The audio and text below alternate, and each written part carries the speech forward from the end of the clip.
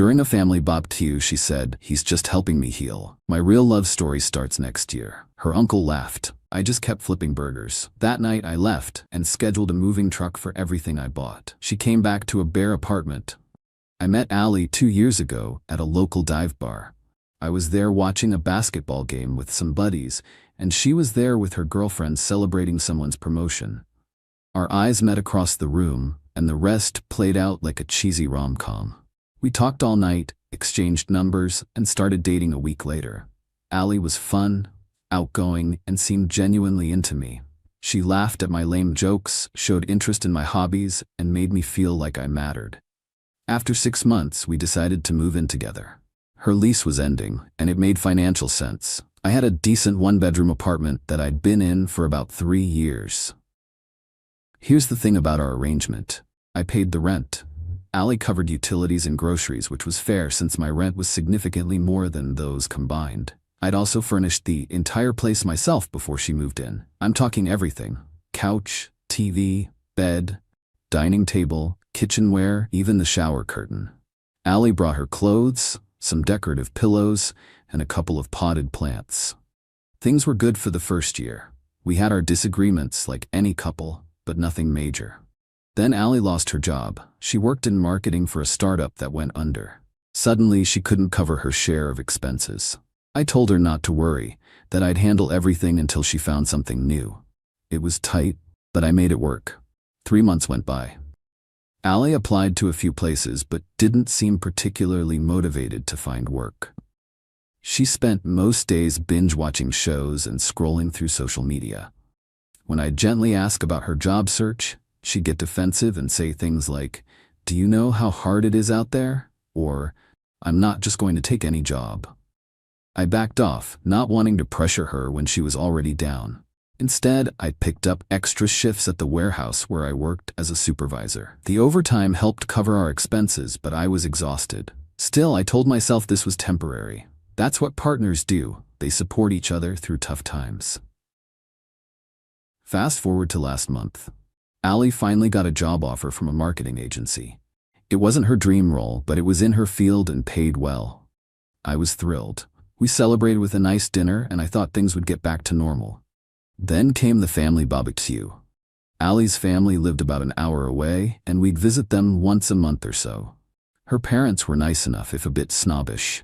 They'd never said it outright, but I always got the sense they thought Allie could do better than a warehouse supervisor. Her extended family was a mixed bag, some friendly, some not so much. This particular BBQ was at her Uncle Dave's place. He had a huge backyard with a built-in grill, pool, the works. About 20 family members were there, plus a few friends of the family. I volunteered to man the grill because, honestly, it gave me something to do and kept me from awkward small talk. I was flipping burgers when Allie came over with her cousin Jen and Jen's new boyfriend. They were talking about relationships, and Jen asked how Allie and I were doing. What happened next still plays in my head on repeat. "Oh, you know," Allie said with a dismissive wave. "He's just helping me heal. My real love story starts next year." Her Uncle Dave, who was standing nearby getting a beer from the cooler, laughed. Not a shocked laugh, but an amused one, like he was in on some joke. Jen looked uncomfortable and quickly changed the subject. They walked away, leaving me standing there, spatula in hand, feeling like I'd been punched in the gut. I just kept flipping burgers. For the rest of the BBQ, I went through the motions. I smiled when appropriate, made small talk, and pretended I hadn't heard my girlfriend of 2 years basically say I was nothing but a placeholder until something better came along. On the drive home, Allie chatted about family gossip, completely oblivious to the fact that my world had just imploded. Or maybe she knew exactly what she'd done and didn't care. Either way, I kept quiet, nodding occasionally as my mind raced. We got home around 9 p.m. Allie said she was tired from the sun and was going to take a shower and go to bed. I said I was going to watch TV for a bit. As soon as I heard the bathroom door close and the shower start, I got to work. I didn't want a confrontation. I didn't want tears or excuses or gaslighting. I just wanted out. I packed a duffel bag with clothes and essentials. I grabbed my important documents from the filing cabinet. I took pictures of everything in the apartment that I'd purchased, making a detailed inventory on my phone. Then I went online and scheduled a moving company for 11 a.m. the next day. A Monday, when I knew Allie would be at her new job, I texted my buddy Mike and asked if I could crash at his place for a few days. He replied with a thumbs up and no questions asked. After getting Mike's confirmation, I also went online and reserved a storage unit at a nearby facility. They had a special first-month deal with 24-hour access, which was perfect for my situation. I wrote a short note and left it on the kitchen counter. Allie, I heard what you said at the BBQ. I'm not anyone's placeholder or healing journey. I've arranged for movers to pick up my belongings tomorrow. I've paid rent through the end of the month, so you have time to figure out your next steps. Since only my name is on the lease, you'll need to talk to the landlord about taking it over or finding a new place. Don't call me. Jason. Then I left, quietly closing the door behind me.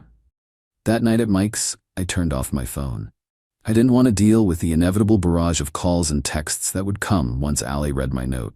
I lay on his couch staring at the ceiling, feeling a mix of pain, anger, and, surprisingly, relief. Like I'd just put down a heavy weight I'd been carrying for too long. The next day, I called in sick to work. I also sent an email to my boss explaining that I was dealing with a personal emergency and might need a couple more days off. He was understanding. I rarely missed work and had plenty of sick days accumulated. I met the movers at my apartment at 11 a.m. as planned. Allie was gone, her car not in its usual spot. I let the movers in and directed them on what to take, referring to my inventory list. Couch, TV, bed, dining table, all my kitchen stuff, my books, my gaming console. Everything that was mine. I had hired a 3-person crew specifically because I knew there was a lot to move, and some items like the bed frame and dining table would need disassembly. I'd brought along folders with receipts for the major purchases I'd made before Ally moved in, just in case any questions came up later about ownership. Everything was clearly documented as my property. I'd rented a small storage unit the night before, and that's where most of it went. Some essentials came with me to Mike's. By 3:30 p.m., the movers were done. It had taken longer than expected, nearly 4.5 hours, but they worked efficiently given the amount of furniture and belongings.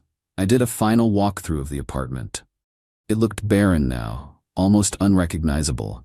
Just a few decorative pillows on the floor where the couch had been. A couple of potted plants on the windowsill. Ally's clothes in the closet. I left my key on the counter next to the note, which hadn't been moved. I also dropped off a copy of the key and a letter explaining the situation to my landlord's office, formally notifying them that while I'd paid through the end of the month, I would not be renewing the lease. Then I left for good. Around 5:30 p.m., my phone, which I'd turned back on, exploded with notifications. Calls, texts, voicemails, all from Ally. I didn't read or listen to any of them. Instead, I blocked her number immediately. Shortly after blocking her number, the social media messages started coming in. First pleading, then angry, then back to pleading. Jason, please call me, I can explain. WTF? You took everything? This is so childish. It was just a joke. Please come back. I didn't mean it. I blocked her on all social media platforms too. The next wave came from her friends. They called me selfish, immature, cruel. According to them, I'd left poor Allie with nothing but the clothes on her back, not true, and no warning, also not true. I blocked them too. Finally, her sister called. I almost didn't answer, but decided to hear what she had to say. What you did was cold, she started, but I get it. What Allie said was messed up. She's been saying stuff like that to her friends for months. That was another gut punch. Months? While I was working overtime to support her? She's staying with our parents for now. Her sister continued. They're helping her buy some basic furniture. She'll be okay. Good to hear, I said, my voice flat. For what it's worth, I think she really does care about you. She's just, I don't know, lost, maybe. That's not my problem anymore. No, I guess it's not. She paused. Take care, Jason. That was 2 weeks ago. I'm still at Mike's, but I'm looking for a new place. I've heard through mutual friends that Allie's parents bought her a new couch and bed, and she's back in the apartment. Our apartment. Her apartment now. I went back to work after 2 days, thus having sorted out my immediate living situation at Mike's. My boss was supportive, especially after I briefly explained I had gone through a sudden breakup and needed to move unexpectedly. I threw myself into work, picking up extra shifts again. Not because I needed the money this time, but because it kept my mind occupied. Some people have told me I went too far, that taking everything was cruel. But here's how I see it. I paid for all of it. Every single item. I had documentation and receipts proving it was all purchased before she moved in, or solely with my money during our relationship. And more importantly, I'd paid all the rent for months while she contributed nothing. Not just financially, but emotionally too. I was working myself to exhaustion to support someone who saw me as nothing more than a stepping stone to something better. I won't pretend I'm not hurt. I am. But I'm also angry. And that anger has kept me from calling her, from giving in to those moments of weakness where I miss the good times. Because the thing is, I deserve better than to be someone's healing journey. I deserve to be someone's destination. Update. 3 months later.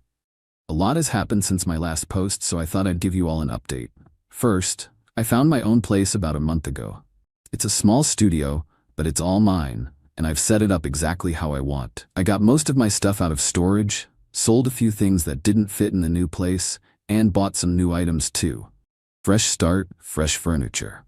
As for Allie, she tried to contact me a few more times after my original post. She even showed up at my workplace once, but security didn't let her in. Eventually, she seemed to get the message and stopped trying. Then, about a month ago, I ran into her cousin Jen at a coffee shop. She told me Allie had moved back in with her parents and was subletting the apartment. Apparently, even with her new job, she couldn't afford the rent on her own. No surprise there. She tells everyone you abandoned her, Jen said, but I was there. I heard what she said at the BBQ, and it wasn't the first time she'd something like that. Jen went on to explain that Allie had a pattern of using people as emotional crutches, then discarding them when she felt healed or ready to move on. She'd done it with friends, previous boyfriends, even jobs. The family enables it, Jen admitted. Especially her parents. They bail her out every time. That's why Uncle Dave laughed at the BBQ. He's seen this movie before. Jen also explained that Allie's new job wasn't paying as much as she'd led me to believe. It was an entry-level position with potential for growth, but the starting salary was modest. Combined with her poor money management and the full rent being about twice what she could afford on her current salary, there was no way she could maintain the apartment on her own. I thanked Jen for her honesty. It didn't make me feel better about what happened, but it did confirm I'd made the right decision. 2 weeks after that coffee shop encounter, I got a text from an unknown number. It was Allie, writing from a new phone. I know you probably don't want to hear from me, but I need to say this. I'm sorry. What I said was horrible, and you didn't deserve it. I've been doing a lot of thinking and talking to a therapist, and I realize now how much I took you for granted. I miss you. I miss us. Is there any chance we could talk? I stared at that message for a long time. Part of me wanted to ignore it completely. Another part wanted to respond with anger. In the end, I opted for honesty. Allie, I appreciate the apology, but it's too late. What you said at the BBQ wasn't a slip-up or a bad joke. It was a glimpse into how you really saw me, as temporary, as less than what you really wanted. I deserve better than that. I hope your therapy helps you, and I hope your real love story works out, but it won't be with me. She replied immediately. I understand. I really am sorry. For what it's worth, you were always too good for me. I just couldn't see it. I didn't respond to that. There was nothing left to say. Last week, I got promoted at work. I'm now a logistics manager with better hours and better pay. I've also started dating again, casually for now. Nothing serious, just getting back out there. As for the cruel act of taking everything from the apartment, I have no regrets. Some lessons need to be hard to be effective. Allie learned that her actions and words have consequences. I learned that I need to value myself more and not ignore red flags. In a strange way, I'm grateful for that BBQ. If I hadn't overheard Allie's comment, I might have wasted years with someone who saw me as nothing more than a pit stop on her journey to something better.